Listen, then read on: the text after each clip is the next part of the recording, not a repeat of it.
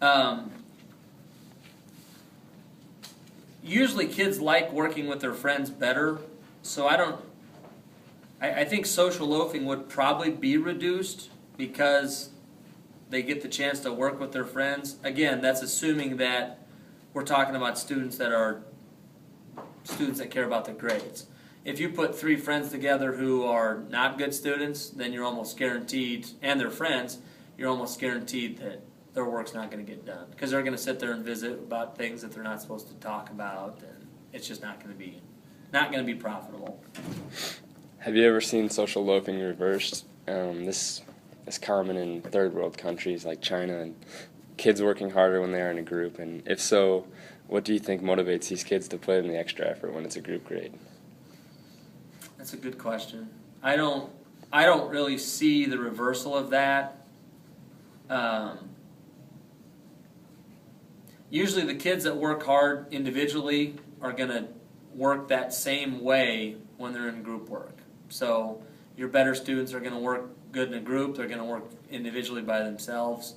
I think a lot of times what happens is those kids in the middle, those average students, they sometimes may work harder in a group because they may not normally do their work that great. And when you put three average kids together, you may get better than average results, whereas if they're by themselves, it's probably going to be average to below average. That's a good question. I don't know the answer for that one. Do you think the harder working kids ever see the loafers and decide also to not put in much effort? And how do teachers motivate these kids who are put in a group with someone who they know will not put in the effort they will? I don't see harder worker kids dropping down to the loafer level. I don't. That's just not the way most of them are wired. How do I motivate kids?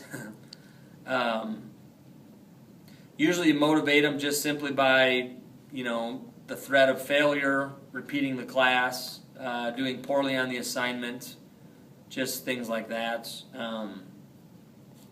Motivation with some of those kids, I don't know how you do it, even without group work. That's a tough question too.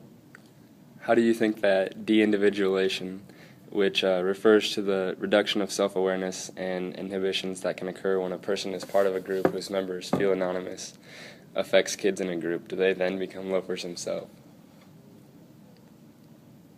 Yeah, I didn't know what this concept even meant. It's you're making me look bad. Like the KKK and the Nazis, when they put the uniform on, they just, It's like a self-fulfilling prophecy. Yeah. They become that. Again, if you put three loafers in a group together, they're all going to just know. But there is an element to that, I would think, especially when I think of when kids who are viewed as not good kids or not good students, I think some of them do live up to that prophecy. I always tell students that I don't care what type of grades they get outside of this room so long as they do my work. I don't care if they're not good in math or not good in Troutman's class, for example. For me, it may not be that case. If they show me that they want to do my work and they do what I ask of them, their grade's going to be reflected. It's not like I'm going to run to Troutman and say, well, Casey's getting a C. What did he get for you? Oh, he flunked your class? Well, I'm going to flunk him too. So I think some kids pick up on that my class is different. I don't see them all the way out. I think some of them probably do become what you expect them to become. And I'm probably guilty of that too. What are you doing?